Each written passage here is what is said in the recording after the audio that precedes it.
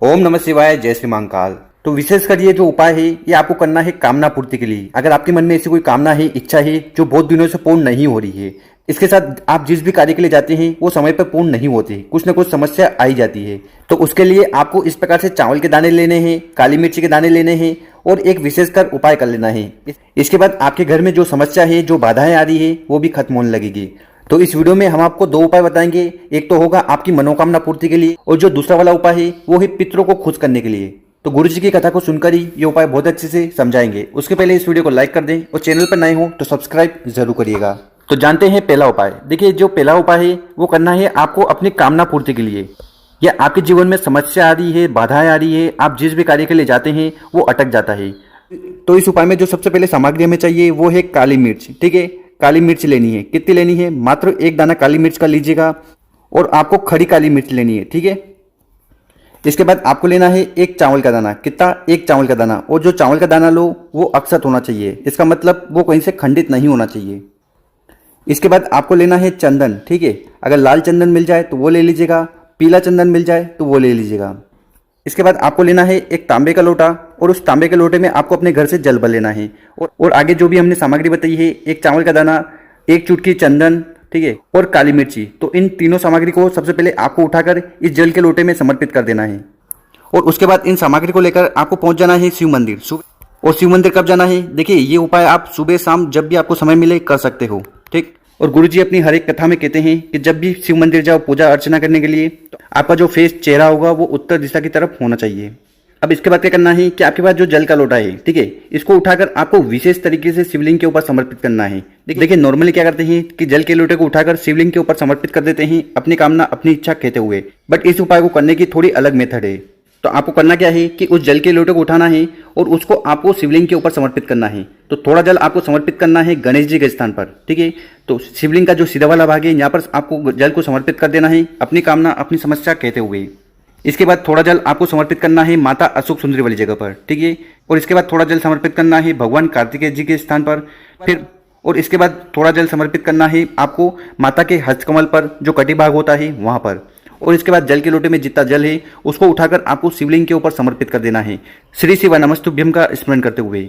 और इस जल के लोटे में जो भी सामग्री अपने डाली होगी वो अंदर चिपक गई होगी, तो उनको उठाकर आपको शिवलिंग के ऊपर समर्पित कर देना है।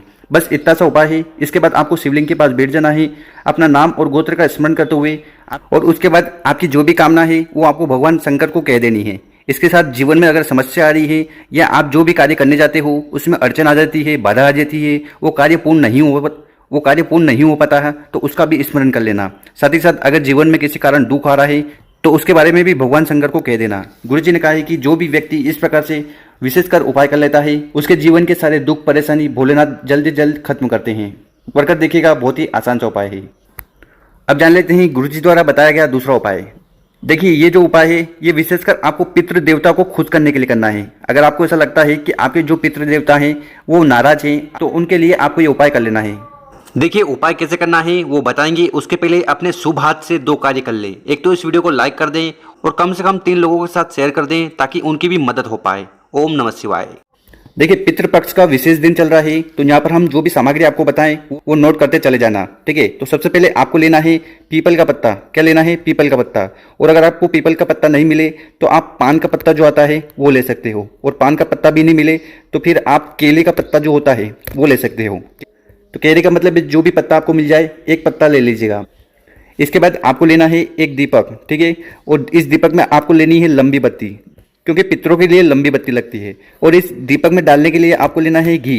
गाय का घी हो तो बहुत बढ़िया, और अगर गाय का घी नहीं मिल रहा है तो आप सरसों का तेल भी ले सकते हो। ठीक है, इसके बाद आपको लेने हैं लौंग। कितने लौंग लेने हैं? तो इस उपाय में आपको चाहिए 2 लौंग। ठीक है, और जब लौंग लो तो उसमें ये फूल होना चाहिए। ठीक है, और इसके बाद जो अगली सामग्री है वो है धूप बत्ती। ठीक है, तो जलाने वाली धूप बत्ती आती है ना, वो आपको एक ले लेनी है।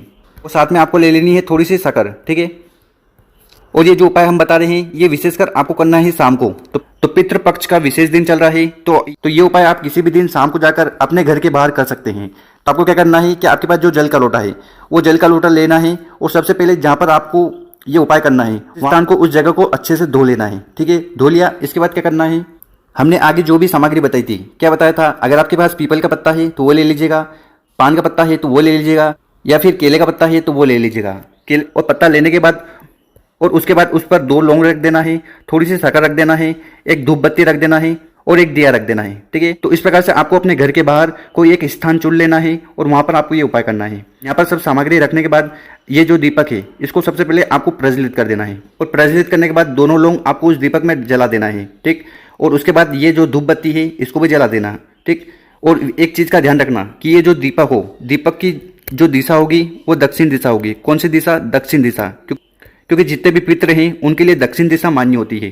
तो इस प्रकार से आपको दक्षिण दिशा की तरफ मुंह कर दीपक को जला देना है। और ये उपाय करने के बाद क्या करिएगा कि आपके पास जो जल का लोटा है उसमें से थोड़ा जल आपको अपने हाथ में लेना है और 3 बार आपको इस प्रकार से जल को छिड़क देना है। ठीक है, आपको समझ में आ रहा है ना? जल को थोड़ा सा हाथ में लीजिएगा और 3 बार इस जल को छिड़क दीजिएगा ओम पितराय नमः का स्मरण करते हुए। तो गुरुजी ने कहा है कि जो भी व्यक्ति इस प्रकार से ये उपाय कर लेता है हर रोज शाम को, तो ये उपाय करने के बाद आपके घर के जो पितर हैं वो बहुत ज़्यादा खुश होंगे। आपके घर में पितर से जुड़ी जो समस्या है वो खत्म होगी, आपकी जो कामना है वो पूर्ण होगी। तो कर देखिएगा, बहुत ही आसान सा उपाय है। शाम के समय ये उपाय आपको करना है हर रोज़।